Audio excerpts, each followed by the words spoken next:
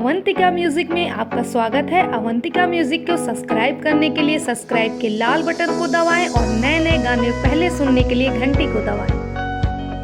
Presented by Avantika music.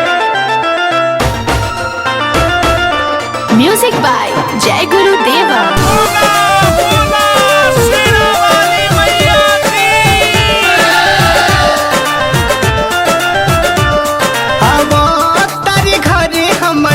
सातुरे बहिनिया आवा तारी घरे हमारा सातुरे बहिनिया और जल्दी जल्दी चौका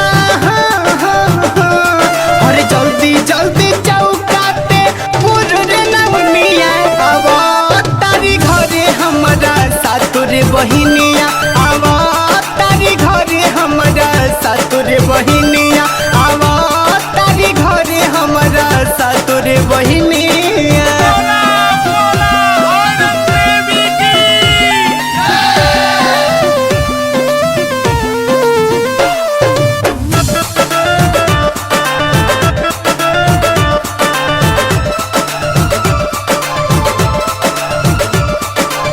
मालिनी से अढ़ौल के हार मनवल बनी गैया के गोबरा से अंगना लिपवल बनी। मालिनी से अढ़ौल के हार मनवल बनी गैया के गोबरा से अंगना लिपवल बनी। कोहरू के घर से कोहरू के घर से आइल सातुरे बहिनिया आवा तारी घरे हमारा सातुरे बहिनिया आवा तारी घरे हमारा सातुरे बहिनिया।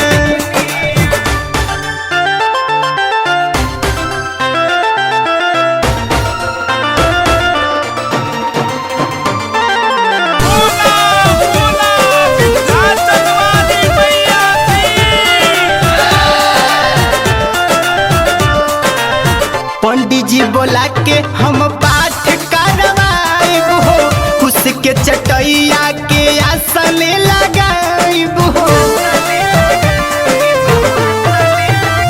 हाँ पंडित जी बोला के हम पाठ करवाइब हो उसके चटैया के आसन लगाइब हो। सुनील साजन गई है सुनील साजन गई है भोजनिया आवो तारी घरे हमारा सातुरे बहिनिया आवो तारी घरे हमारा सातुरे बहिनिया आवो तारी घरे हमारा सातुरे बहिनिया। अरे जल्दी जल्दी चौका अरे जल्दी जल्दी चौकाते पूरे नवनिया आवो तारी घरे हमारा सातुरे बहिनिया सातुरे बहिनिया आवा तारी घरे हमारा सातुरे बहिनी।